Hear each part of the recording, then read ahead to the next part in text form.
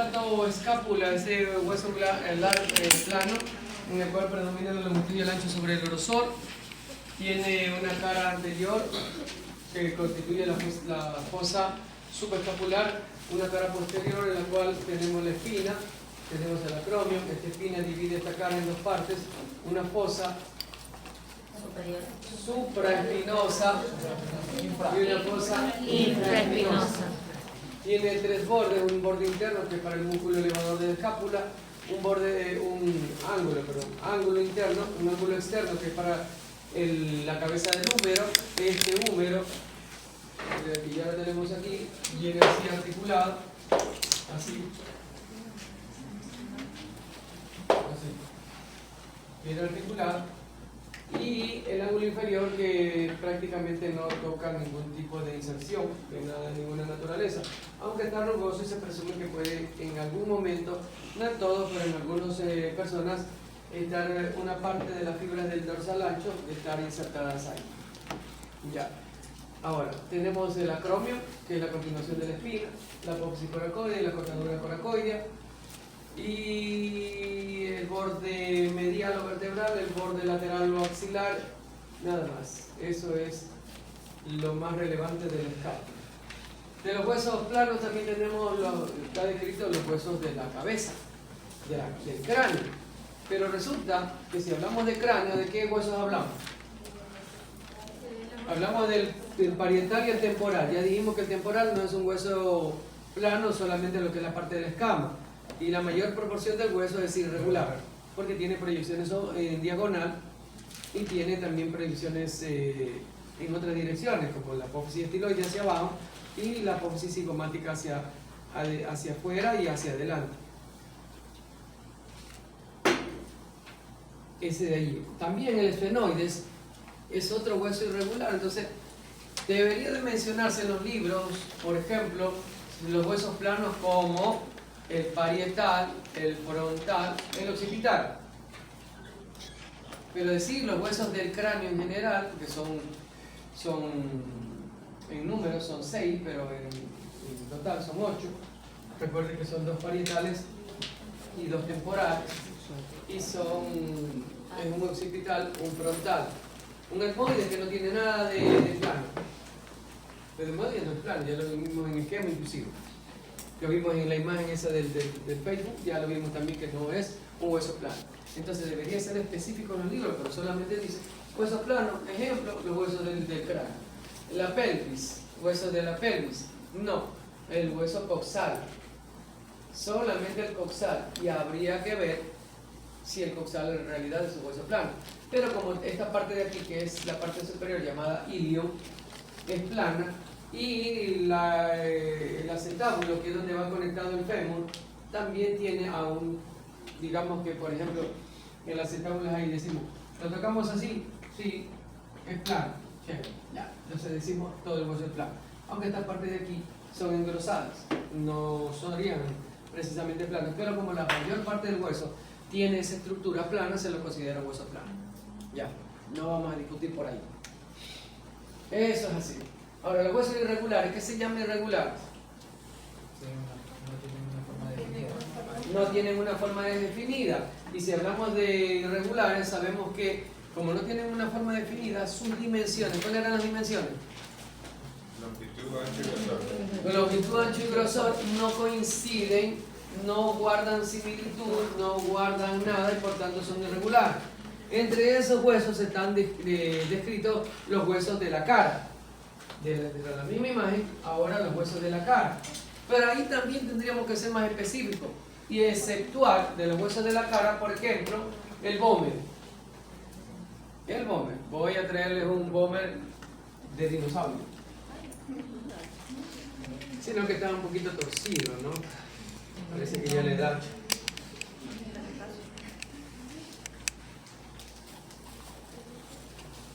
Analía y P. ¿Quién será P? Bueno, no, pues ¿cómo va a creer que este es un vómer? Este es un modelo a escala de lo que se llama un vómer. El vómer planito, mire que es plano. Todo el hueso prácticamente es plano, excepto este bordecito, que va así. No va así. Este huesito va puesto así en el tabique. Acá se articula con el esfenoides a través de esta ranura aquí de esta, así.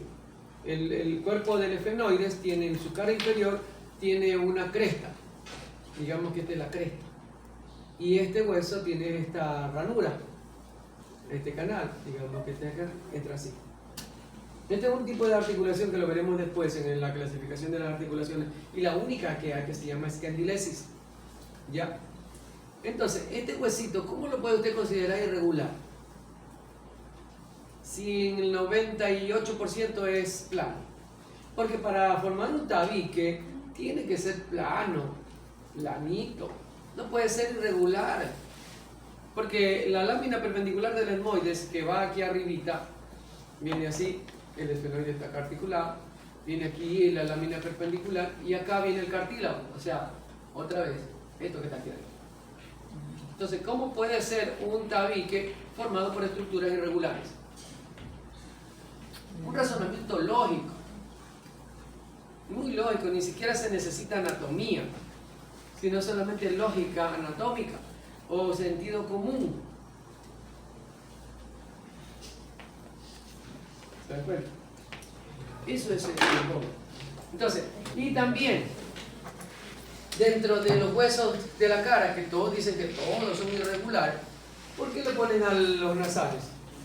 Si estos huesitos nasales de aquí son planitos, sino que son alargaditos. Así como el esternón es alargado, pero plano. Estos son planos, alargaditos. No son irregulares y sin embargo se involucra a todos. Al menos decir, los huesos de la cara, excepto el pómer y el nasal. Entonces ahí ya cuadramos chévere y decimos, ya, está bien. Luz. Decimos, el malar, irregular. La mandíbula, ni se diga. El maxilar superior, tal cual. El unguis, ni se diga. Y la concha o cornete inferior, también. Y el palatino, más irregular todavía, porque es un medio flacuchento y medio hecho una desgracia.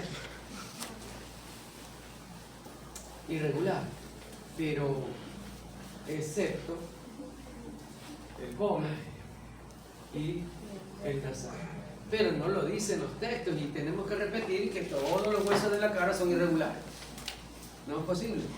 Las vértebras sí son todas irregulares.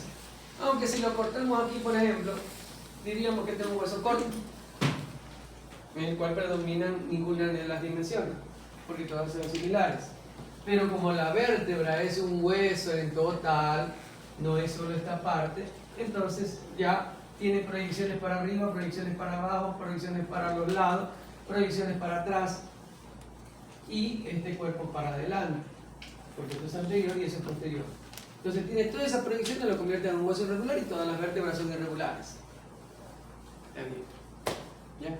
Pero vamos dejando puntualizados todos las interpretaciones mal estructuradas que tiene la anatomía. Porque la anatomía, repito, es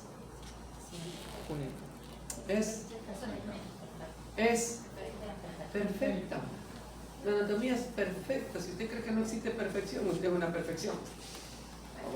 Bueno, fuimos una perfección, nacemos perfectos. Pero cuando se dedicaron a estudiar el cuerpo humano desde...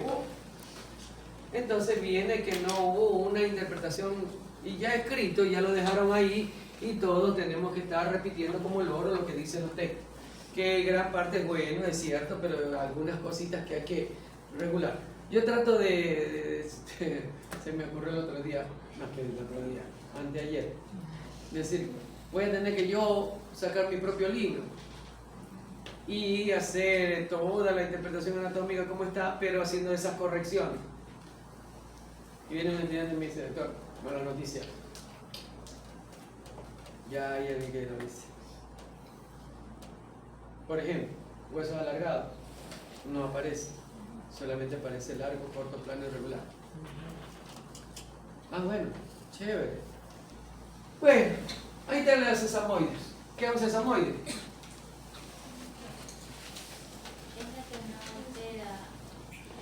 altere el número. Ya, a ver, póngame no prenda luz. Déjeme ir a la parte del Facebook para... Es la bendita semilla de sésamo.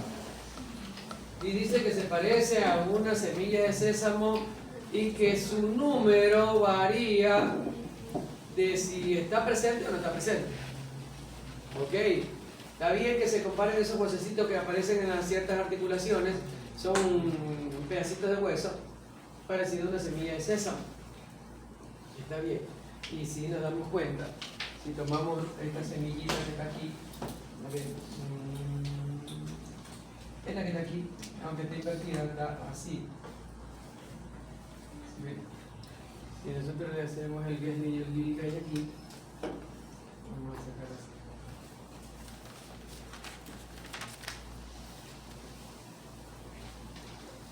Ahí tenemos una semilla y aquí tenemos la rótula. Podría parecerse una semilla de sésamo. Pero decir que se compare a la rótula con un sesamoide porque puede aparecer o no puede aparecer, entonces estamos locos. Si las rótulas siempre están ahí presentes en la rodilla. Siempre están. Entonces, decir que su número se compare a la rótula con la semilla, perfecto, está bien, porque ya me di cuenta, porque yo siempre decía, no sé qué es una semilla de sésamo, pero ya apareció una publicación y bueno, ya nos sacó del desconocimiento de cómo es una semilla de sésamo, pero de allí a poner la rótula como ejemplo, por ejemplo, para la similitud, pero por el tema de que pueden estar presentes o no, eso no es correcto. No debería hacerse esa comparación. La rótula es un hueso y punto, es el que está en el esqueleto y que forma parte ni siquiera de la articulación de la rodilla, no forma parte. ¿O sí? ¿Sí o no?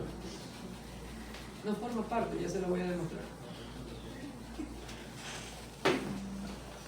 Bien, ahí tenemos la rótula, miren. La rótula tiene una carilla anterior, que la ven ahí, así lineal y rugosita, y una carilla posterior que tiene una superficie lisa, pues lógicamente en esta carilla va a haber cartílago hialino, no digo hialiano, hialino. Pero mire lo que es la rótula tiene esta particularidad, tiene una carilla posterior así, no es plana, es así, tiene una que va para arriba, otra que va para arriba y aquí en esta loma se encuentra, en este vértice, así. Entonces la ponemos ahí y tenemos una carilla para el cóndilo, ¿qué dice? Y una carilla para el cóndilo femoral lateral. Entonces la rótula cabe así, entre los cóndilos del fémur. Y ahí es cuando yo le dije, ¿por qué aparece entonces como rótula tibia y peroné en la pierna? ¿Se acuerdan de esa descripción? Sí. Mira. ¿Y por qué entonces si aparece ya? Porque tiene el nombre de cóndilo, carilla para el cóndilo femoral lateral y medial. Entonces ya vamos a ver el fémur y vamos a ver la rótula articulada con el fémur, porque el fémur tiene un detalle anatómico que se llama carilla rotuliana. Voilà. Bien, ¿cómo crecen los huesos? Sí, ya lo sabemos cómo crecen. ¿Crecen en longitud por quién? Por la metáfisis que va a estar en esta zona en etapa de crecimiento, entre la epífisis proximal y la diáfisis, entre la epífisis distal y la diáfisis. Y en circunferencia o en grosor o en diámetro crece por lo que se conoce como aposición celular. Una posición celular, aposición, es cuando las células se van agregando así hasta cierto límite. Más allá de ese grosor no puede ir. Si es en circunferencia se van así hasta ese límite. Por ejemplo, este huesito que no es tan fuerte, ni tan resistente, ni tan largo. Este crece en longitud hasta ahí, para este ser humano, y en circunferencia hasta ahí. No puede crecer y hacer así de grueso. Tiene que ser hasta esta, es una anatomía. La anatomía, la genética anatómica dice que hasta ahí. Si hablamos de este huesito de aquí, lo mismo, en esta forma, mire, con bordes, todo, así igualito, porque así está diseñado. Es como un patrón, como un molde que se tiene que cumplir en todos los huesos. Este hueso tiene que engrosarse por aposición en las partes donde debe ir grueso, pero en esta parte de aquí es transparente casi tocan mis dedos entre el hueso, una telita, así, como una hoja de cuaderno. Pero acá tiene que ser ensanchado, entonces va a haber aposición celular aquí para formar el acromio, aposición celular para formar el... ¿qué?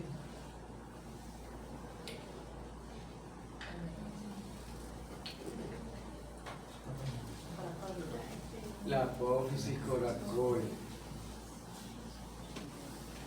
Ay, caramba. Bueno, y así con todos los huesos, ¿no? Con el que está acá, con este, tiene que formarse esta en forma de llave inglesa, por aposición celular, mientras que crece en longitud por metáfisis. Tiene que quedar claro eso, ¿no? Aposición celular. Ya. Y de ahí, pues, el crecimiento de la infancia y la adolescencia, todo eso se da por lo que acabamos de decir. Aquí está el crecimiento de longitud, aquí están lo que se llaman las famosas molleras. ¿Se acuerdan de las molleras? Ya, de dónde salieron los puntos de sutura. Ya. Ahí tenemos la metáfisis. Y hueso adulto ya no hay. La remodelación ósea la hacen los osteoclastos. Recuerden que las funciones del osteoclasto, ¿cuáles eran? Era reparación, mantenimiento y remodelación del hueso, y también para dirigir la distribución del calcio en el tratamiento contra la osteoporosis.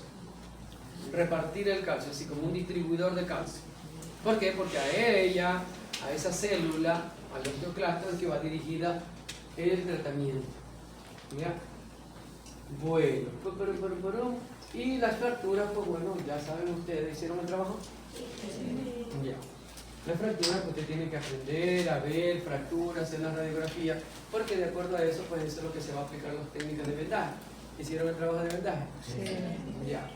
Entonces, las técnicas de vendaje, usted tiene que manejarlo así, pero como su número de cédula. Porque usted tiene que aprender a vendar. No a vender, a vendar. Y usted tiene que coger al paciente y le dice, el médico le dice, a ver, hágale el vendaje tal. Y usted... así.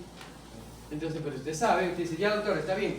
Y le hace un paseo al paciente. Ya está. Amarilla, aquí hicieron el trabajito, esperemos que esté bien. Estas son las fontanelas, este ya lo vimos. Ya vimos la fontanela. Con los puntos de sutura. Ya, fontanela del brecma, el lambda, el terium y el asterium. Estas son las fontanelas que se llaman molleras en el campo, en su campo. Se llaman molleras. Sí. Ahí está el producto saliendo por el túnel del tiempo, ¿verdad? Y ahí los huesos, como no están osificados, se acoplan, se adecuan para disminuir el perímetro cefálico. ¿Cuánto es el perímetro cefálico de un producto técnico? En promedio 30 centímetros de circunferencia. Entonces eso también tiene que aprender a medirle el perímetro cefálico con la cintita, el producto que lo acaban de sacar del útero, le llaman muy tierno vientre materno. Es útero, porque es dentro del útero que está útero. Sí, es una defensa. Ahí tenemos la clavícula inejable, lo que vimos hace un ratito, ahorita el parcito, ¿vale? Ya está, muerto el chancho. Ahí tenemos la espina, el acromion, tenemos la fosa infraespinosa, supraespinosa, y del otro lado la supraescapular. Ok, listo. Vamos con la columna. La columna está formada por 33 vértebras, 24 son individuales, ligeramente móviles entre ellas, y 9 que están osificadas, formando 5 una estructura llamada sacro y 4 una estructura llamada coxis. La columna es una estructura vista de frente lineal, o debe ser lineal, pero ya algunos la tienen curviadita así. Si no, puede entender por las malas posturas. Eso de sentarse medio chueco, medio acostado, medio de lado, provoca que esta columna se vaya. Esto ya me parece que ya se lo di, ¿no? No. Además, algo breve. Entonces ya lo soñé. Ya lo soñé, con razón amanecí con dolor de cabeza. Ya soñé con... Son desviaciones que se dan. Eso se llama escoliosis. Señorita. Escoliosis. En cambio, en vista lateral, sabemos que normalmente la columna tiene 4 convexidades. 2 convexidades hacia adelante, que son la cervical y la lumbar, y 2 convexidades hacia atrás. Ya saben lo que es convexo, ¿verdad? ¿O no saben todavía qué es convexo? ¿Ah? Esto es convexo y esto es cóncavo. Cóncavo y convexo. ¿Qué es convexo? La cabeza del... Esto es convexo. ¿Qué es cóncavo? La cavidad glenoidea de la escápula. Cóncavo y convexo. Así es nuestro amor. Como dijo el señor... ¿Cómo se llama este tipo? Convexo hacia adelante, cervical, lumbar, convexo hacia atrás, torácica y sacrocoxia. Ahora, estas convexidades son normales en vista lateral, porque la columna no es una estructura como un conducto de ascensor recto, así por todos lados. Esto justamente para guardar el equilibrio es de carga y contracarga. Esa es la estructura del cuerpo humano. Es lo que corresponde a la columna vertebral, que es la que sostiene todo, ¿verdad? Ahora, lógicamente que así como acá, vista de frente, se forman las escoliosis, en vista lateral se forman las jorobas, llamadas cifosis. De pronto tenemos un jorobado en la familia. Esa es una cifosis, es un individuo cifótico. Dramático yo para Dios. Pero en estos últimos 30 años, lo que más ha provocado esa cifosis en algunas personas es este aparatito. Porque aparte de cifóticos estamos hechos los zombies. La que le ponemos a la cabeza en el descenso hace que la columna vaya perdiendo esa estructura normal y se vaya haciendo esa jorobilla. No debe ser así. Debería de uno, si está en el celular, debería estar así, por lo menos, disminuyendo la carga. Así. Póngale pausa. Los cuerpos vertebrales. Las cervicales tienen un cuerpo pequeño, es un cuerpito.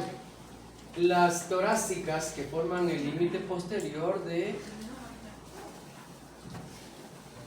Hola. Las vértebras torácicas, el límite posterior de qué, señor Macías. De la cavidad mediastina. Perfecto, póngamele un incentivo al señor.